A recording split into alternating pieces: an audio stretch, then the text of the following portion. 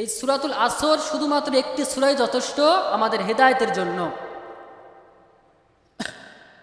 সম্মানিত হাজিরিন, এই সূরাটা আমরা ইমামের পিছনে অনেক পড়েছি। ছোট্ট একটা সূরা, মাত্র ৩ আয়াত।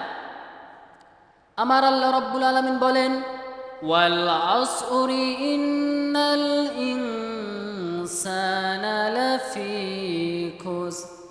ওয়াল আস, সময়ের শপথ, মহাকালের শপথ। আমার আল্লাহ রাব্বুল আলামিন এইখানে সময়ের শপথ কাটলেন। ওয়াল আস, এই শব্দের আগে যে ওয়াটা আছে এটা হলো ওয়ায়ে কসমিয়া, অর্থাৎ শপথ গ্রহণের উদ্দেশ্যে কসম খাওয়ার জন্য যে ওয়াটা ব্যবহার করা হয় সেটা হলো ওয়ায়ে কসমিয়া। এখন আমার আল্লাহ কেন শপথ কাটলেন, কেন কসম কাটলেন? আমরা যখন কসম কাটি একটা মানুষকে একটা কিছু বোঝাইতে গেলে, বিশ্বাস করাতে গেলে আমরা তখন কসম কাটি। কিন্তু এই কসম কাটতে গিয়ে আমরা শিরক করে ফেলি। আমরা কেউ ভাতের কসম, কেউ মায়ের কসম, কেউ বাবার কসম। আমার আল্লাহর কসম ছাড়া অন্য কারুর নামে কসম কাটা বেদাত, শিরক। এইটা হলো শিরক। তাই কসম যদি কাটতে হয় একমাত্র আল্লাহর নামে কসম খেয়ে কোনো কথা বলতে হবে। আমরা মানুষকে বিশ্বাস করানোর জন্য বলি, কিন্তু আমার আল্লাহ কোরআনে যেটা বলেছেন ওইটাই সত্য, ওইটাই ফরজ। তাহলে আমার আল্লাহ রব্বুল আলামিন কেন বললেন, কেন কসম কাটলেন, কি বুঝাইতে চাইলেন আমার আল্লাহ? আমার আল্লাহ রব্বুল আলামিন যেইটা কসম কাটেন, অর্থাৎ এর পরের আয়াতে যেই কথা বলতে যাচ্ছেন সেইটার সাথে শপথের সম্পর্ক আছে। তাহলে আমার আল্লাহ রব্বুল আলামিন সময়ের শপথ কাটলেন, এইটা কোন সময়? অনেক মুফাসসিরিনে কেরাম বলেছেন এইটা হতে পারে আসর থেকে মাগরিবের সময়, যেহেতু অল্প সময় থাকে আসর থেকে মাগরিব। আবার কোনো কোনো মুফাসসিরিনে কেরাম বলেছেন এটা কিয়ামত দিবস, এটা কিয়ামত দিবস হতে পারে। আবার এমনও হতে পারে যে এইটা আমাদের হায়াত, এইটা আমাদের হায়াতও হতে পারে এই সময়টা। কারণ এই যে আমি কথা বলতেছি, সময় কিন্তু আমার জন্য বসে নেই।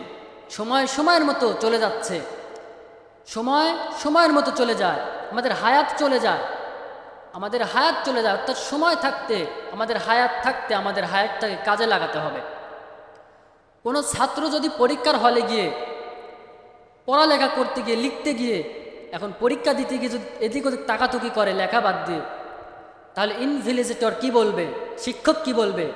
যে ঘড়ির দিকে তাকাও, সময় কিন্তু চলে যাচ্ছে, তুমি তোমার সময়টাকে কাজে লাগাও, তাড়াতাড়ি লেখো, সময় পাবে না। অর্থাৎ আমার আল্লাহ এই মেসেজটাই দিলেন যে তোমরা তোমাদের সময়টাকে, হায়াত থাকতে তোমাদের হায়াতটাকে কাজে লাগাও। তা না হলে কি হবে? ইন্নাল ইনসানা লাফি খুসর, নিশ্চয় মানব জাতি ক্ষতির মধ্যে আছে।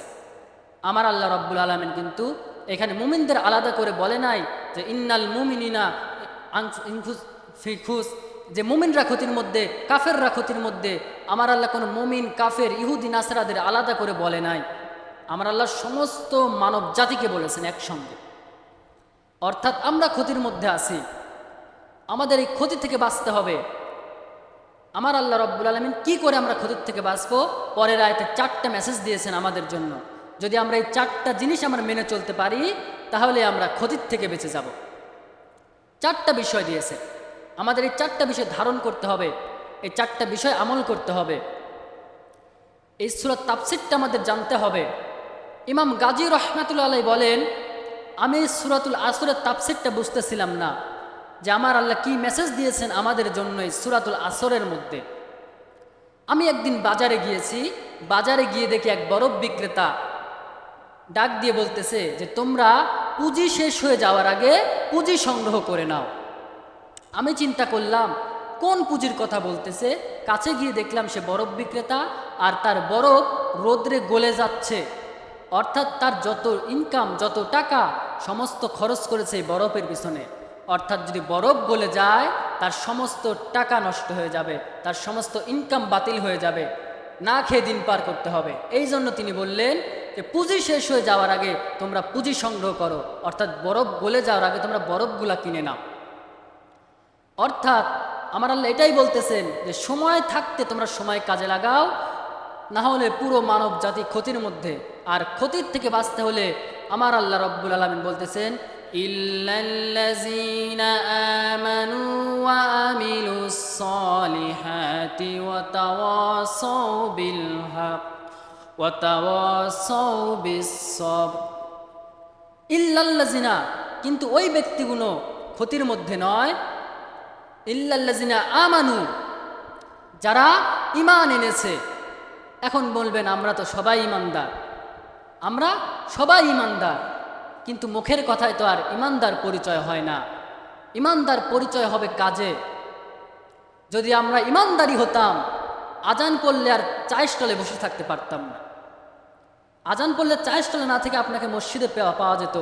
ঈমানদারের বৈশিষ্ট্য তো এইগুলা।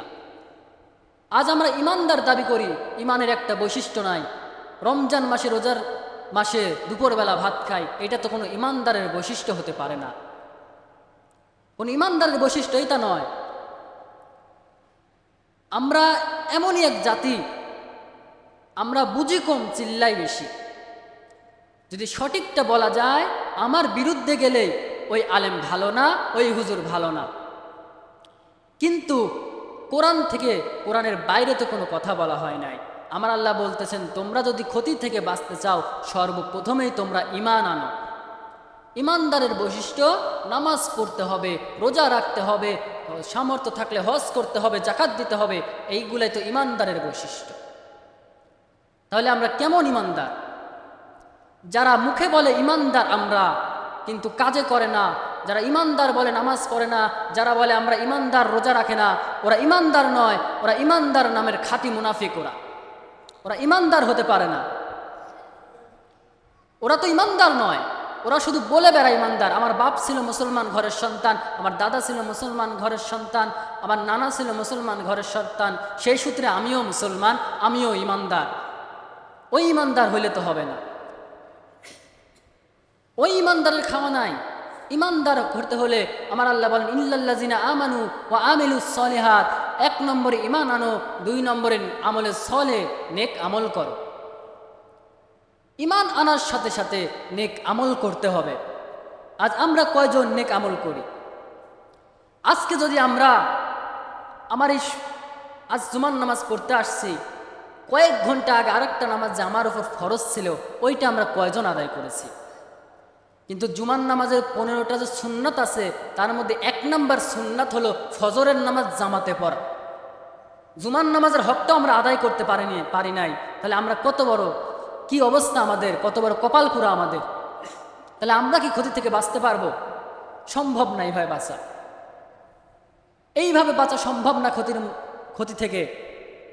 আমরা যদি ঈমান এনে নেক আমল করতে পারি, আমার আল্লাহ রাব্বুল আলামিন সূরাতুল কাহাফের 107 নম্বর আয়াতের মধ্যে ডাক দিয়ে বলতেছেন, ইন্নাল্লাযীনা আমানু ওয়া আমিলুস সলিহাতি কানাত লাহুম জান্নাতুল ফিরদাউসি নুজুলা। আমার আল্লাহ রাব্বুল আলামিন বলেন, আমার যেই সমস্ত বান্দারা ঈমান আনয়ন করবে, ঈমান আনার পরে যারা নেক আমল করবে, কানাত লাহুম জান্নাতুল ফিরদাউসি নুজুলা, আমি তাদের জান্নাতুল ফিরদাউস দান করব। জোরে বলেন সুবহানাল্লাহ। আমার আল্লাহ রাব্বুল আলামিন 8টা জান্নাতের মধ্যে ছোটখাটো নয়, সবচেয়ে শ্রেষ্ঠ জান্নাত দান করবে আমরা যদি ঈমান আনার পাশাপাশি নেক আমল করতে পারি। নেক আমল করতে হবে। এখন আমার আল্লাহ জান্নাতে দিবে, এখন আমাদের তো প্রশ্ন আসতেই পারে, আমরা বাঙালি আবার প্রশ্ন করি বেশি, আমাদের তো প্রশ্ন আসতেই পারে যে আমার নবী তো বলেছে যে কোনো বাড়িতে তুমি যদি অতিথি হিসেবে যাও সর্বোচ্চ 3 দিন, তারপরে চলে আসবা, 3 দিনের বেশি থেকো না, 3 দিনের বেশি থাকা যাবে না। এখন আমার আল্লাহ আমাকে অতিথি নিয়ে যাচ্ছে, 3 দিন পর যদি বের করে দেয়, তাহলে কি অবস্থা হবে আমাদের? জাহান্নাম ছাড়া তো কোনো গতি নাই, কারণ জান্নাত আর জাহান্নাম এই দুইটাই মাত্র পথ। যেতে যদি চাও হয় জান্নাত নয় জাহান্নাম, তাছাড়া যাওয়ার তোমার কোনো পথ নাই। এই জন্য আমার আল্লাহ বলতেছেন, খালিদিনা ফিহা লা ইয়াবগুনা আনহা হিওয়ালা। ওইখানে যাদের আমি জান্নাতুল ফিরদাউস দান করব, ওইখানে তারা সারা জীবনের মতো পুরো সময় পর্যন্ত তার ওখান থেকে বের হতে হবে না, তার জীবনের কোনো শেষ নাই। ওইখানে সে বছর কি বছর থাকবে, সারা জীবন সে ওইখানে থাকবে। আমরা তো জান্নাত যেতে চাই, আমাদের বাবার বাড়ি ছিল জান্নাত, আমাদের আদি পিতা হযরত আদম আলাইহিস সালাতু ওয়াস সালামের বাড়ি ছিল হচ্ছে জান্নাতে। তা আমরা তো সেই জান্নাতে যেতে চাই, তাহলে জান্নাতে যাওয়ার কাজ আমরা কয়জন করি, নেক আমল আমাদের কয়জনের আছে? এই মাত্র দেখে আসলাম মসজিদে আজান হয়ে গেছে, চায়ের স্টলে সব বসে আড্ডা দিচ্ছে, চায়ের স্টলে বসে আড্ডা দিচ্ছে। আমি এমনও মসজিদে নামাজ পড়েছি, আপনাদের এখানে আমি কখনো নামাজ পড়ি নাই, প্রথম। আমি এমনও মসজিদে নামাজ পড়েছি যেখানে ইকামত দেওয়ার পর্যন্ত লোক নাই, এমনকি আজানও হয় না, মসজিদে মুসল্লি নাই। ইমাম মুয়াজ্জিন মনে করে মুসল্লি তো হয় না, 2 মিনিট দেরি হলে ঠিক মতো মসজিদেও আসে না, ঠিক মতো মসজিদেও আসে না, আসবে কেমন? মুসল্লি তো হয় না মসজিদে, যে কি করব? আমরা আজ এমন এক জাতি যে আমরা শুধু অন্যের ভুল ধরতে চাই, নিজের ভুল দেখি না। আজকে যদি দেখতে যাই ফজর থেকে নিয়ে জুমার নামাজ পর্যন্ত কয়টা নেক আমল করেছি, আমাদের নেক আমল বেশি পাওয়া যাবে না, গুনাহ বেশি পাওয়া যাবে। দেখা যাবে যতটুকু সময় গেছে বেশিরভাগ টাইমে ফেসবুক ইন্টারনেট ঘেরে সময় পার করে দিয়েছি, কিন্তু এইটুক টাইমে যে কিছু ইবাদত করতে পারতাম, বসে থেকে জিকির করতে পারতাম, সেটা কয়জন করেছি? শুধু আমাদের জীবনটা হারামের দিকেই ব্যয় করলাম, হালালের দিকে কয়জন আনলাম? সম্মানিত মুহতারাম হাজিরিন, আমার আল্লাহ রব্বুল আলামিন বলেছেন ক্ষতির থেকে বাঁচতে গেলে 4টা গুণ তোমার অর্জন করতে হবে। 1 নম্বরে ঈমান আনতে হবে, 2 নম্বরে নেক আমল করতে হবে, 3 নম্বরে তোমাকে নেক কাজের উপদেশ দিতে হবে, নেক কাজের উপদেশ দিতে হবে। আমি একা একা মসজিদে এসে তসবি টিপবো আর আল্লাহ আমাকে জান্নাত দিবে, ওই আশা করে লাভ নাই, অন্যকে ডেকে আনতে হবে। আপনি একজনকে নামাজের উদ্দেশ্যে ডাকলেন, সে যদি নামাজে নাও আসে, আপনি ডেকেছেন, এর বিনিময়ে আপনি সওয়াব পাবেন, এর বিনিময়ে সওয়াব পাবেন। অত ডাকতেও চায় না অনেকে। যারা মসজিদে আমরা আসি, আমাদের উচিত হবে আরেকজনকে ডেকে মসজিদে নিয়ে আসা, কারণ নেক আমল একা একা করলেই হবে না, তো আর একজনকে অন্যদের নিয়ে আসতে হবে। বিশ্বনবী জনাবে মুহাম্মদুর রাসূলুল্লাহ সাল্লাল্লাহু আলাইহি ওয়াসাল্লাম একটা উদাহরণ দিয়ে বলেন যে তুমি যদি এক নেক আমল একাই করো হবে না। কেমন? 2 তলা বিশিষ্ট জাহাজ আছে না, 2 তলা বিশিষ্ট জাহাজ, নিচ তলায় কিছু লোক আছে, উপর তলাতেও লোক আছে। এখন নিচ তলায় যে লোকগুলো আছে তাদের তো পানি আনতে গেলে উপর তলাতে যেতে হয়। এখন নিচ তলার লোক বারবার উপর তলায় গিয়ে পানি আনার কারণে উপরের লোক বিরক্ত হয়ে যদি বলে যে তোমার আর উপরে আসার দরকার নাই, তোমাদের, আমাদের বিরক্ত হয়, আমাদের সমস্যা হয়। এখন নিচের যদি কোনো এক পাগলা বলে যে পানি তো উপরে গেলে পাবো না, তার থেকে কাজ কি আছে, জাহাজ ফুটো করে পানি তুলব। এইবার ওই ব্যক্তি যদি জাহাজ ফুটো করে পানি তোলে আর উপর তলার কেউ যদি বাধা না দেয়, এবার বলেন তো শুধু নিচতলায় ডুববে না উপরতলা সহ ডুববে? উপরতলা সহ ডুববে। তার মানে কি, যে আমি একা নেক আমল করলে হবে না, অন্যকে আমার হালাল কাজের জন্য উপদেশ দিতে হবে, হারাম করলে বাধা দিতে হবে, বাধা দিতে হবে আমার। হজরতে মুসা আলাইহিস সালাতু ওয়াস সালাম, আল্লাহর নবী, একবার রাস্তা দিয়ে হেঁটে যাচ্ছিলেন, হঠাৎ তার পায়ে একটা পিঁপড়া কামড় দিয়েছে। একটা পিঁপড়া তার পায়ে যখন কামড় দিল, তার রাগ ছিল অতিরিক্ত, রাগের মাথায় পিঁপড়ার বাসা পুরো ভেঙে দিয়েছে, পুরোপুরি সব বাসা ভেঙে দিয়েছে। কিছুদিন পরে যখন আল্লাহ রব্বুল আলামিন ওই এলাকায় গজব দিলেন, গজব যখন দিলেন ওই এলাকায়, তখন হজরতে মুসা আলাইহিস সালাতু ওয়াস সালাম আমার আল্লাহকে ডাক দিয়ে বললেন, হে আল্লাহ রব্বুল আলামিন, তুমি যখন গজব দাও তখন তুমি এই কাফের মুনাফিকদের বাছাই করে আলাদা করে দিতে পারো না? ইমানদারদের কেন দাও, মুমিনদের কেন দাও, যারা নেক আমল করে তাদের কেন দাও? তখন আমার আল্লাহ রব্বুল আলামিন ডাক দিয়ে বললেন, হে মুসা, তুমি যে এর আগে একটা পিঁপড়া তোমার পায়ে কামড় দিয়েছিল মনে আছে? মুসা বলে, হ্যাঁ আল্লাহ রব্বুল আলামিন, আমার সেটা মনে আছে।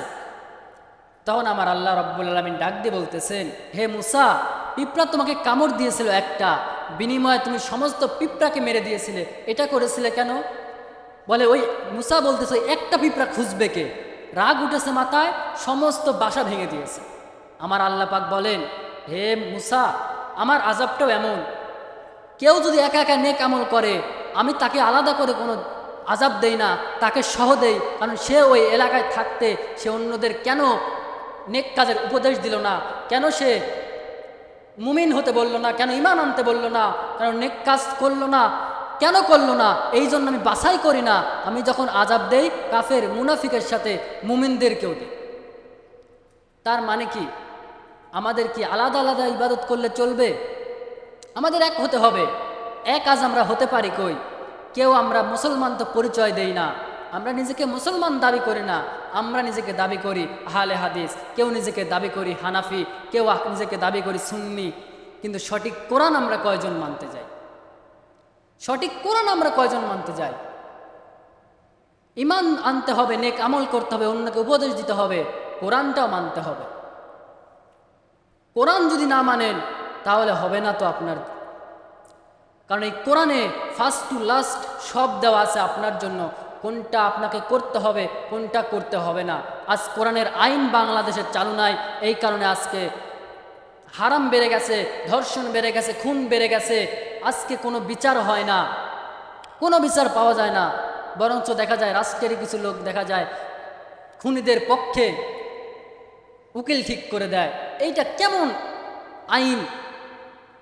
কোরআন দিয়ে চলবে দেশ, কোরআন দিয়ে চলবে রাষ্ট্র, কোরআন দিয়ে চলবে আপনার জীবন। আমার আল্লাহ রব্বুল আলামিন সূরা আজ-জুমারের ৪১ নম্বর আয়াতের মধ্যে বলেছেন যে আমি এই কোরআন নাজিল করেছি, তোমরা এই কোরআন দিয়ে যদি তোমার রাষ্ট্রীয় জীবন, তোমার পারিবারিক জীবন, তোমার সামাজিক জীবন, আমি এই কোরআনে যা হালাল করে দিয়েছি সেইটা যদি তুমি হালাল হিসেবে মেনে নিতে পারো, যেটা হারাম করে দিয়েছি ওইটা যদি তুমি হারাম হিসেবে মেনে নিতে পারো, বর্জন করতে পারো, তবে আমি মালিক কথা দিলাম এই কোরআন দিয়ে তোমার জীবন পরিচালনা করার কারণে আমি তোমাকে জান্নাত দান করব। শুধু তাই নয়, কবরে যখন তুমি যাবা ফেরেশতারা তোমার কবরে প্রশ্ন করতে গিয়ে তোমার লাশ খুঁজে পাবে না। ফেরেশতারা তোমার লাশটাই খুঁজে পাবে না। ফেরেশতারা আল্লাহকে ডাক দিয়ে বলবেন, হে আল্লাহ রব্বুল আলামিন, কিছুক্ষণ আগে এক বান্দাকে কবরস্থ করা হলো, আপনার হুকুম পালন করতে আসছি, কিন্তু প্রশ্ন করতে এসে দেখি লাশ নাই, সে কোথায় গেল? আমার আল্লাহ বলেন, ওই বান্দা কোরআন দিয়ে নিজের জীবন পরিচালনা করেছে, ওই বান্দার প্রতি আমি খুশি হয়েছি। এই কারণে আমি তার লাশটা ওখানে রাখি নাই, তার লাশ কবরেই আছে, তবে কবরটার 3.5 হাত নাই, কবরটা আমি বিশাল করে দিয়েছি, যত দূর তাকাবে ততদূর শুধু কবর আর কবর দেখতে পাবে। অর্থাৎ কোরআন দিয়ে জীবন পরিচালনা করার দরকার আছে না? না, অবশ্যই আছে। 4 নম্বরে আমাদের যেটা করতে হবে, ধৈর্য ধরতে হবে, ধৈর্য ধারণ করতে হবে। কারণ কোরআনের দাওয়াত দিতে গেলে আঘাত আসবেই, এই জন্য আমাদের ধৈর্য ধারণ করে কোরআনের দাওয়াত দিতে হবে। যে কোনো কাজে আমাদের ধৈর্য ধরতে হবে। মাঠের ফসল যখন আমাদের নষ্ট হয়ে যায়, আমরা তো একটা ডায়লগই দিতে পারি যে আল্লাহ কারুক দেখে না, খালি আমাকেই ক্ষতি দেয়। আল্লাহ কারুক দেখে না, কিন্তু যদি আপনি ধৈর্য ধরেন, ধৈর্য ধরে বলেন আমার আল্লাহ এইবার ক্ষতি দিয়েছেন, হে মালিক তুমি তো জানো আমার কিচ্ছু নাই, তুমি ক্ষতি দিয়েছো, তুমি এই সংশোধ করে দিও, সামনের বার আপনাকে আরও ভালো ফসল আমার আল্লাহ রব্বুল আলামিন দান করবেন। আর যদি ধৈর্য হারান হন, সামনের বার এবার যেটুকু পেয়েছেন সামনের বার সেটুকু পাবেন না। এই জন্যে তো আমাদের এত বিপদ। এই জন্যে আমার আল্লাহ বললেন তোমরা ক্ষতির মধ্যে আছো। ক্ষতি থেকে বাঁচতে 4টা বিষয়: 1 নম্বরে ঈমান আনো, 2 নম্বরে নেক আমল করো, 3 নম্বরে অন্যকে নেক কাজের উপদেশ দাও, 4 নম্বরে ধৈর্য ধারণ করো। আমরা যদি এই 4টা মেনে চলতে পারি, আমার আল্লাহ রব্বুল আলামিন বলেন তোমার হেদায়েত এটাই হবে, তোমার জীবন পরিপূর্ণ, আমি তোমাকে জান্নাত দান করে দেব। সূরাতুল আসর বিশাল তাফসীর, এর বর্ণনা করে শেষ করা সম্ভব নয়, সময় শর্ট, এই জন্য সংক্ষিপ্ত আকারে আপনাদের সামনে 2-1টি কথা বললাম। আল্লাহ রব্বুল আলামিন আমাদেরকে সঠিকভাবে এই কোরআন মেনে চলার তৌফিক দান করুক, এই 4টা বিষয় মেনে চলার মতো তৌফিক দান করুক। সকলে বলে আমিন।